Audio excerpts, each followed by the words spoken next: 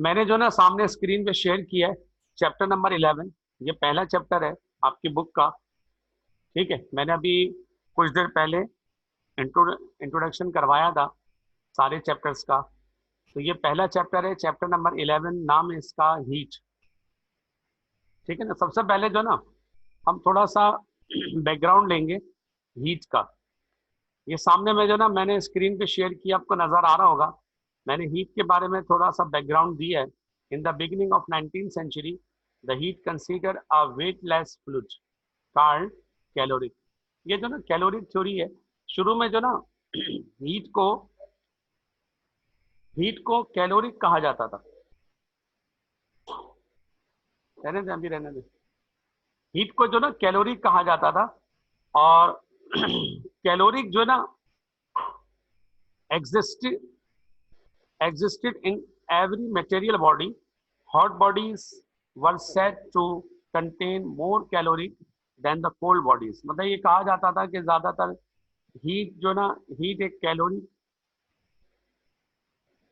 Heat को calorie कहा जाता था कि जो किसी हॉट बॉडी के अंदर ज्यादा और कोल्ड बॉडी के अंदर कम है। कोल्ड बॉडी के अंदर कम है। ठीक है ना। ये प्रीवियसली ये कॉन्सेप्ट है इसका, हीट का। लेकिन अब ये कॉन्सेप्ट खत्म हो चुका। अच्छा, फिर बाद में जो ना साइंटिस्ट आया जोल। और जोल ने जो ना हीट को एनर्जी करार दिया। मतलब उसका कहना यह था कि हीट जो ना बेसिकली फ्लो करती है किसी हॉट बॉडी से कोल्ड बॉडी की तरफ। और चूंकि ये फ्लो करती है इसलिए इसको फ्लूइड भी कहा गया। लेकिन बाद में इसको जोल ने एनर्जी का नाम दिया। कि उसने कहा कि it is another form of energy, कि ये एनर्जी की जो ना एक अलग फॉर्म है। एनर्जी की जो है एक अलग फॉर्म है। और इस पहली मर्तबा सही जो कॉन्सेप्ट मिला वो हमें जोल के जरिए मिला। अच्छा, अब जो बात आ गई मेन, वो इसकी डेफिनेशन की, हीट की डेफिनेशन की। तो ये देख लें, मैंने यहाँ पर नीचे जो ना इसकी डेफिनेशन कंसीडर की है। ये heat consider joule consider as the heat is another form of energy and it transfer from hot body to cold body and it can be defined as. मतलब किसी हॉट बॉडी से cold body की तरफ ये energy transfer होती है। और इसकी जो डेफिनेशन दी उसने वो इस तरह दी: the heat is a sum of all microscopic kinetic and potential energies of the molecules in the body. किसी भी बॉडी के अंदर जितने भी मॉलिक्यूल्स होते हैं, तमाम मॉलिक्यूलों की जो टोटल एनर्जी होती है उसे नाम दिया गया हीट का। मतलब देखें, ये काइनेटिक मॉलिक्यूलर थ्योरी का कॉन्सेप्ट हम पढ़कर आए, मैट्रिक्स से पढ़ के चलते चले आ रहे हैं कि हर बॉडी के अंदर मॉलिक्यूल्स होते हैं। अच्छा, चाहे वो सॉलिड हो, चाहे वो लिक्विड हो, या वो गैस हो, मॉलिक्यूल होते जरूर हैं। और मॉलिक्यूल कभी भी रेस्ट में नहीं होते हैं, मॉलिक्यूल हमेशा हरकत करते रहते हैं। ठीक है ना। अच्छा, चूंकि ये हरकत करते रहते हैं और आप जानते हैं कि हरकत एनर्जी के बगैर नहीं होती। ठीक है ना, एनर्जी रिक्वायर है।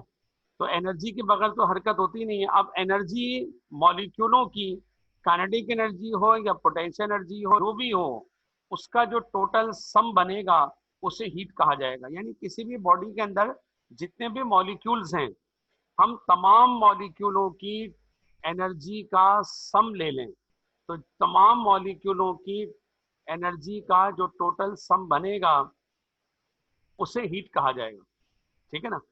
तो हीट का जो कॉन्सेप्ट आया ना, ये बाद में जोल ने कॉन्सेप्ट दिया है। असल जो अभी तक हमारे पास चल रहा है, यानी total kinetic energy of the molecules in a body is called heat. ठीक है ना। अच्छा, हीट के कॉन्सेप्ट के बाद, मतलब शुरू में जो ना इसे फ्लूइड कहा गया, बाद में इसे एनर्जी कहा गया, ये एक बहस है जो एक अरसे से चलती चली आ रही है। मतलब ये समझ लें कि इंसान जब से जमीन पर आया ना, वो हर चीज की नेचर जानने की कोशिश कर रहा है। उससे जो ना हवा की नेचर मालूम की, उससे पानी की नेचर मालूम की, पानी क्या है उससे मालूम किया, हवा क्या है मालूम चला, हवा जो ना गैसों का मिक्सचर है। पानी क्या है मालूम चला कि एक कंपाउंड है, हाइड्रोजन और ऑक्सीजन से मिलकर बनता है। लेकिन ये एकदम नहीं हुआ, ये मुख्तलिफ कॉन्सेप्ट आते रहे।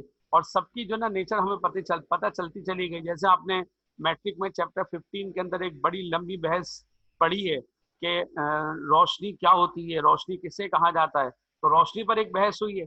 न्यूटन ने अपना कॉन्सेप्ट दिया ऊपर, फिर हाइजन ने अपने कॉन्सेप्ट दिए। तो बहरहाल ये कि इस तरह जो ना हीट की भी, क्योंकि इंसान जमीन पर हीट से इसका बहुत गहरा ताल्लुक है, तो इंसान जो ना जमीन पर रहते हुए हीट क्या है, हीट किसे कहते हैं, हीट क्या होती है, इस पर इंसान डिस्कस करता रहा है और शुरू से ये जानने की कोशिश कर रहा है कि इसकी नेचर क्या है।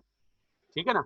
अच्छा, चूंकि इंसान नेचर जानने की कोशिश कर रहा है तो बाद ये एक बहस चलती चली गई। बाद में पता चला कि जो है असल में जोल के मुताबिक एक फॉर्म है एनर्जी, यानी हम अगर हीट का कॉन्सेप्ट लेते हैं तो हम ये कहते हैं it is another form of energy. ठीक है ना।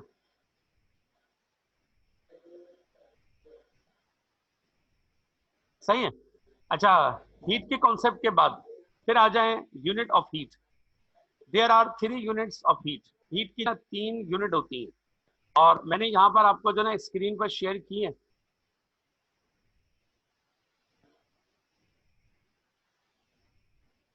यहाँ पर मैंने स्क्रीन पे शेयर की, आप देख लें। और मैं शेयर कर रहा हूँ, जरा देखें इसको आगे।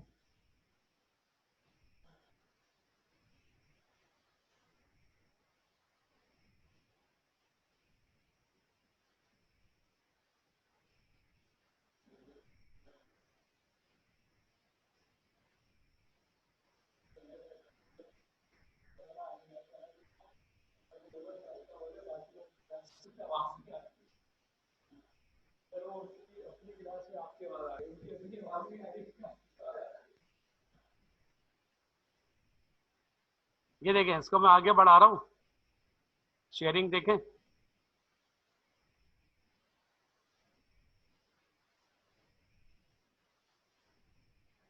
ठीक है, ये देखिए मैंने आज इसको शेयर किया है, जरा देख लें। There are 3 units, 3 units are used. Number 1 joule, ऐसा यूनिट। नंबर 2 कैलोरी, ये ओल्ड यूनिट है हीट की। नंबर 3 बीटीयू, ये पूरा वर्ड है ब्रिटिश थर्मल यूनिट। ये एफपीएस सिस्टम में जो बहुत ज़्यादा यूज़ नहीं होती। असल जो हीट की यूनिट हम लोग इस्तेमाल कर रहे हैं वो जोल यूज़ कर रहे हैं। तो ऐसा यूनिट में जो ना साइंटिस्ट जोल के नाम से इसकी यूनिट रखी गई है, यानी हीट की यूनिट जोल होती है, ऐसा यूनिट। ठीक है ना। ये पुरानी यूनिट है बीटीयू वगैरह, लेकिन आपके बुक ने तस्करा किया है, मैंने इसलिए यहाँ पर मेंशन कर दी है। अच्छा, जब हीट का तस्करा होता है तो फिर हमें जो है टेम्परेचर का तस्करा भी करना है। हीट का एक बहुत गहरा ताल्लुक टेम्परेचर से भी है। ठीक है। तो फिर सबसे पहली बात, टेम्परेचर की पुरानी डेफिनेशन जो आप मैट्रिक में पढ़कर आए हैं वो यहाँ पर मैंने डिस्कस की है। चैप्टर नंबर 11 में मैट्रिक में हीट की चैप्टर में हीट की डेफिनेशन के बाद टेम्परेचर की भी डेफिनेशन है। तो जो डेफिनेशन वहाँ पर है वो यहाँ पर देखें, मैंने ये डिस्कस की है। The degree of hotness and coldness of a body is referred at temperature. Temperature जो ना बेसिकली हॉटनेस और कोल्डनेस का नाम है। यानी मतलब अगर आप किसी बॉडी का टेम्परेचर नोट करना चाहें कि इस बॉडी में कितना, इस बॉडी का टेम्परेचर क्या है, तो असल में आप जो ना उसकी हॉटनेस या कोल्डनेस को डिस्कस कर रहे होते हैं। यानी आप ये पता लगा रहे होते हैं कि वो बॉडी कितनी गर्म है या कितनी ठंडी है। ठीक है ना। अच्छा, अगर हम काइनेटिक मॉलिक्यूलर थ्योरी के अंदाज से डिस्कस करें तो बॉडी गर्म हो या ठंडी हो उसके अंदर मॉलिक्यूल्स होंगे। अगर गर्म बॉडी है तो मॉलिक्यूलों की एनर्जी ज्यादा होगी, अगर ठंडी बॉडी है तो मॉलिक्यूलों की एनर्जी कम होगी। ठीक है ना। तो इसकी जो ना फिर मैंने एक डेफिनेशन और भी डिस्कस की है, आप नेक्स्ट पेज पे उसकी एक डेफिनेशन और देखें। ठीक है ना, मैं आपको एक और शेयर करवा रहा हूं, आप नेक्स्ट पेज पे इसकी एक डेफिनेशन और देखें।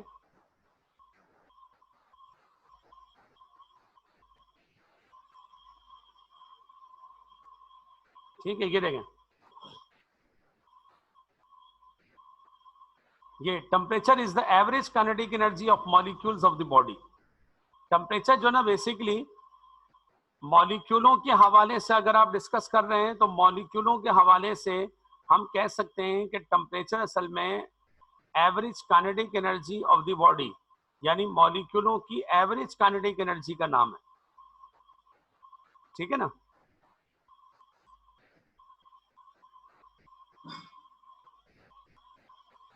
सही है, मतलब देखें मेरी बात क्या सुनिएगा, एक बॉडी के अंदर मॉलिक्यूल्स होंगे, हमने कहा था उनकी जो टोटल एनर्जी होगी उसे हीट कहा जाएगा, टोटल एनर्जी। अच्छा, total energy mean sum of energy. आप जितने भी मॉलिक्यूल हैं तमाम मॉलिक्यूलों की एनर्जी का सम लेंगे उसे हीट कहा जाएगा। लेकिन बॉडी के डिफरेंट पोर्शन में मॉलिक्यूलों की एनर्जी वो डिफरेंट होती है। हम जब डिफरेंट बात करते हैं ना, तो फिर उस सूरत में एक सिंगल वैल्यू जब निकलती है जब हम एवरेज ले लेते हैं। तो आप मॉलिक्यूलों की काइनेटिक एनर्जी का अगर आप एवरेज निकाल लें तो जो एवरेज निकलेगा वो टेम्परेचर कहलाएगा। मतलब डिफरेंट पोजीशन पर डिफरेंट मॉलिक्यूल्स हैं, उनकी जो ना डिफरेंट एनर्जीज हैं। अगर हम सिंगल वैल्यू कैलकुलेट करना चाहें तो किसी चीज की वैल्यू में अगर वेरिएशन आ रहा हो और हम सिंगल वैल्यू जब भी लेना चाहते हैं हमेशा एवरेज ले लेते हैं, तो एवरेज जो भी होगा वो टेम्परेचर कहलाएगा, ठीक है ना। सही है, तो दोनों में डिफरेंस सुने गौर से। Heat total energy of the molecules यानी सम ऑफ एनर्जी, यानी हीट जो ना मॉलिक्यूलों की टोटल एनर्जी का नाम है, जबकि टेम्परेचर मॉलिक्यूलों की काइनेटिक एनर्जी के एवरेज का नाम है। यानी एनर्जी का अगर एवरेज लेंगे तो टेम्परेचर कहलाएगा, अगर एनर्जी का सम लेंगे तो फिर हीट कहलाएगा, ठीक है ना। जो कॉन्सेप्ट काइनेटिक मॉलिक्यूलर थ्योरी के बाद हमारे पास आया वो ये आया कि हम टोटल एनर्जी लेंगे तो हीट कहलाएगा, और अगर हम एवरेज लेंगे तो फिर टेम्परेचर कहलाएगा, ठीक है। अच्छा, फिर अब आ जाए टेम्परेचर की यूनिट्स। तो यहाँ सुन रहे हैं कि टेम्परेचर की जो यूनिट्स हैं वो हमारे पास बेसिकली तीन इस्तेमाल होती हैं। एक सेंटीग्रेड जिसे हम सेल्सियस भी कहते हैं, दूसरा फ़ारेनहाइट और तीसरा कहलाता है केल्विन, ठीक है ना। तो यहाँ जरा ये देख लें, मैंने थोड़ी सी यहाँ पर डिटेल दी है स्केल्स ऑफ टेम्परेचर के हवाले से। The scale of temperature depends upon two fix points. जब भी हम टेम्परेचर की बात करते हैं तो टेम्परेचर के स्केल्स यानी टेम्परेचर की यूनिट्स डिपेंड करती हैं दो फिक्स पॉइंट पर, the melting point of ice and the boiling point of water, ठीक है ना। मतलब हम अगर टेम्परेचर को डिस्कस करते हैं ना तो पानी के हवाले से, पानी यानी बर्फ, बर्फ अगर मेल्ट होती है तो बर्फ का जो मेल्टिंग पॉइंट है हम वो कैलकुलेट करते हैं, और बर्फ पानी का जो बॉइलिंग पॉइंट है हम वो कैलकुलेट करते हैं, ठीक है ना। यानी दो फिक्स पॉइंट लेते हैं जब भी किसी स्केल को कंसीडर करते हैं, एक पानी बर्फ का मेल्टिंग पॉइंट और दूसरा पानी का बॉइलिंग पॉइंट, ठीक है ना। अच्छा, are taken to be the fix points and different points, these two points is divided in different ways called scales of graduation Celsius और Fahrenheit, ठीक है ना। यानी हम जब भी इन दोनों को डिग्री सेंटीग्रेड या फ़ारेनहाइट या केल्विन किसी भी स्केल में कंसीडर करेंगे तो हम पानी के हवाले से या बर्फ के हवाले से, ठीक है ना। जैसे यहाँ पर जो ना, यहाँ देख लें मैंने यहाँ पर डिस्कस किया है, ये इसको मैं और शेयर कर रहा हूँ ताकि आप तीनों को एक साथ देख लें, ठीक है ना। सेंटीग्रेड, फ़ारेनहाइट और केल्विन, ये केल्विन भी शो कर रहा हूँ, ठीक है। ये शेयर किया मैंने, ये देखें, नंबर 1 सेंटीग्रेड या Celsius, number 2 Fahrenheit, number 3 kelvin. ये तीन स्केल हैं टेम्परेचर के। अच्छा, ये देख लें, मैंने शुरू में मेंशन किया नंबर 1 सेल्सियस या सेंटीग्रेड, इसको आप सेंटीग्रेड भी कहते हैं, सेल्सियस भी कहते हैं। This scale was suggested by Celsius in 1742। मतलब इस स्केल को सबसे पहले सेल्सियस ने ही डिस्कस किया था और उसी के नाम से याद किया जाता है, ठीक है। अच्छा, जो अहम बात है वो सुने।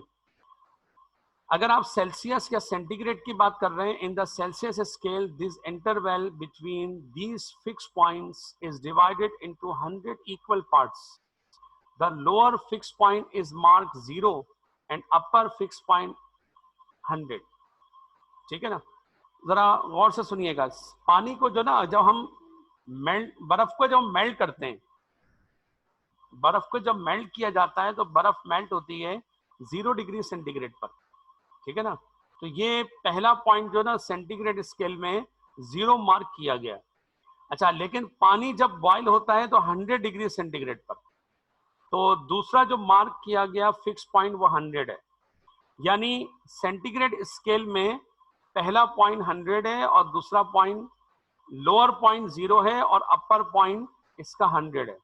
यानी हम ये कह सकते हैं कि सेंटीग्रेड स्केल में 0 और 100 के दरमियान टोटल 100 पार्ट्स बनाए गए और 100 पार्ट में एक एक पार्ट को डिग्री का नाम दिया गया। ठीक है ना, 1 डिग्री सेल्सियस। यानी 1 डिग्री सेल्सियस क्या है कि 0 और 100 के बिटवीन आप एक एक पॉइंट को कंसीडर करते जाएं तो हर पॉइंट 1 डिग्री सेल्सियस कहलाता है। पानी के और बर्फ के मेल्टिंग पॉइंट और बॉइलिंग पॉइंट के लिहाज से ये 0 और 100 कंसीडर हुए हैं। अच्छा, यही फ़ारेनहाइट में भी और यही केल्विन में भी, दोनों की सिचुएशन यही है। पानी बॉयल होता है 0 डिग्री सेंटीग्रेड पर, है ना।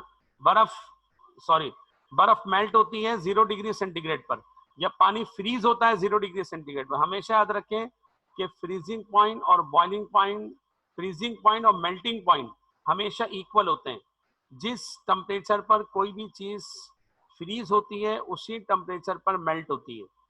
अगर पानी फ्रीज हो रहा है 0 डिग्री सेंटीग्रेड पर तो बर्फ मेल्ट भी होगी 0 डिग्री सेंटीग्रेड पर। Both are equal to each other, freezing point and melting point. तो मैं फ्रीजिंग पॉइंट बोलूं या मेल्टिंग पॉइंट बोलूं एक ही बात है, लेकिन बॉइलिंग पॉइंट वर्ड अलग है। 100 डिग्री सेंटीग्रेड पर पानी बॉयल होता है, लेकिन 0 डिग्री सेंटीग्रेड पर पानी फ्रीज होता है या बर्फ मेल्ट होती है। ठीक है ना। अच्छा, इसी को अगर हम फ़ारेनहाइट में ले लें तो फ़ारेनहाइट स्केल में 0 की जगह हम 32 और 100 की जगह 212, मीन्स पानी बॉयल होगा 212 डिग्री फ़ारेनहाइट पर और पानी फ्रीज होगा या बर्फ मेल्ट होगी 32 डिग्री फ़ारेनहाइट पर। ठीक है ना। यानी जो उसका 0 डिग्री सेंटीग्रेड था, सेंटीग्रेड स्केल में जो 0 था, 0 की जगह 32 फ़ारेनहाइट में, और सेंटीग्रेड स्केल में जो 100 था तो 100 की जगह 212 डिग्री फ़ारेनहाइट में। ठीक है ना। तो ये पानी का मेल्टिंग पॉइंट या फ्रीजिंग पॉइंट 32 डिग्री फ़ारेनहाइट और बॉइलिंग पॉइंट 212 डिग्री फ़ारेनहाइट। ठीक है ना। अच्छा, आगे मैंने यहां पर मेंशन किया, and the interval between them is equally divided into 180 equal parts. इसमें जो इक्वल पार्ट्स बनेंगे 180 बनेंगे और हर पार्ट 1 डिग्री फ़ारेनहाइट कहलाएगा, and each part represent 1 degree Fahrenheit. ठीक है, इज इट क्लियर। अब आ जाए नेक्स्ट, यानी केल्विन स्केल पर। तो 0 डिग्री सेंटीग्रेड, 32 डिग्री फ़ारेनहाइट, ये पानी के फ्रीजिंग पॉइंट या बर्फ के मेल्टिंग पॉइंट है। केल्विन स्केल में इसकी वैल्यू -273 डिग्री सेंटीग्रेड या 273 केल्विन होती है। ठीक है ना। 273 केल्विन पर पानी फ्रीज होता है या बर्फ मेल्ट होती है। मतलब 0, 32 और 273 तीनों पानी के लिए एक ही किरदार अदा करते हैं। 0 डिग्री सेंटीग्रेड पर पानी फ्रीज होता है, 32 डिग्री फ़ारेनहाइट पर पानी फ्रीज होता है, 273 केल्विन पर पानी फ्रीज होता है। यानी सेंटीग्रेड स्केल में इसकी वैल्यू 0 है, फ़ारेनहाइट में 32 है और केल्विन में 273 है। ठीक है ना। या दूसरे अल्फाज में ये तीनों वैल्यूज एक दूसरे के इक्वल हैं। 0 degree centigrade which is equal to 32 degree Fahrenheit which is equal to 273 kelvin. अगर आप इसकी अपर वैल्यू को डिस्कस करें तो सेंटीग्रेड में अपर वैल्यू 100 डिग्री सेंटीग्रेड थी जिस पर पानी बॉयल होता है। फ़ारेनहाइट में इसकी वैल्यू 212 डिग्री फ़ारेनहाइट थी और केल्विन में इसकी वैल्यू 373 केल्विन है। ठीक है ना। यानी सेंटीग्रेड स्केल की तरह हम कह सकते हैं कि केल्विन स्केल भी 100 इक्वल पार्ट्स में डिवाइड हुआ है। यहाँ देखें, मैंने मेंशन किया है the size of the degree on Kelvin scale is the same as that of the Celsius scale. ठीक है ना। जो साइज सेल्सियस स्केल का था, यानी each part is divided into 100 equal parts, बिल्कुल इसी तरह यही साइज केल्विन स्केल में भी है कि सारे के सारे जितने भी पार्ट्स इसमें हैं जो इक्वल हैं और सबके सब टोटल इनकी जो तादाद है वो 100 है, ठीक है ना। 100 इक्वल पार्ट्स सेंटीग्रेड स्केल में भी बनाए गए हैं और केल्विन स्केल में भी बनाए गए हैं, जबकि फ़ारेनहाइट में इक्वल पार्ट्स की तादाद 180 है, ठीक है ना। तो बहरहाल कि इस तरह हम सेंटीग्रेड या फ़ारेनहाइट या केल्विन इन सबको हम डिस्कस करते हैं with help of water freezing point या वाटर बॉइलिंग पॉइंट, ठीक है ना। अच्छा, अब एक बात और सुन रहे हैं कि इनका जो ना आपस में रिलेशन भी है। अगर आप चाहें तो इनको जो ना आपस में कन्वर्ट भी कर सकते हैं, यानी सेंटीग्रेड को फ़ारेनहाइट में या फ़ारेनहाइट को केल्विन में या केल्विन को फ़ारेनहाइट में, इनको आपस में इनकी कन्वर्जन भी है। तो यहाँ पर जो ना इनकी कन्वर्जन के लिए कुछ फॉर्मूले डिस्कस किए गए। यहाँ पर मैंने देखे लिखा है relationship between centigrade and Fahrenheit scale. Fahrenheit और सेंटीग्रेड के दरमियान जो रिलेशन है वो यहाँ पर डिस्कस किया जा रहा है। ये इसके फॉर्मूले हैं। पहला formula centigrade multiply by 9/5 which is equal to Fahrenheit -32, ठीक है ना। ये दूसरा फॉर्मूला है centigrade upon 5 is equal to degree Fahrenheit -32/9, ठीक है। ये फ़ारेनहाइट से सेंटीग्रेड या सेंटीग्रेड से फ़ारेनहाइट, इनको आपस में कन्वर्ट करने का तरीका है। मैं इसके न्यूमेरिकल कंसीडर करूंगा और न्यूमेरिकल कंसीडर करके ये टॉपिक भी डिस्कस करूंगा कि हम इनको आपस में किस तरह इनकी कन्वर्जन कर सकते हैं। अभी तो सिर्फ फॉर्मूले देख लें, ठीक है ना। कल की क्लास जब होगी तो मैं इसके जो ना न्यूमेरिकल भी डिस्कस करूंगा। ये तीसरा फॉर्मूला भी लिखा हुआ है केल्विन और सेंटीग्रेड। सेंटीग्रेड को केल्विन में या केल्विन को सेंटीग्रेड में भी कन्वर्ट किया जा सकता है। मतलब देखें, सेंटीग्रेड से हम फ़ारेनहाइट बना सकते हैं, फ़ारेनहाइट से केल्विन बना सकते हैं, ठीक है ना। लेकिन केल्विन से डायरेक्ट फ़ारेनहाइट नहीं बना सकते, सेंटीग्रेड से केल्विन बना सकते हैं या केल्विन से सेंटीग्रेड बना सकते हैं, ठीक है। ठीक है, तो इसको जो ना कल की क्लास में हम डिस्कस करेंगे कि किस तरीके से हम इसे कंसीडर कर सकते हैं, किस तरीके से आपस में इन तीनों का रिलेशन हो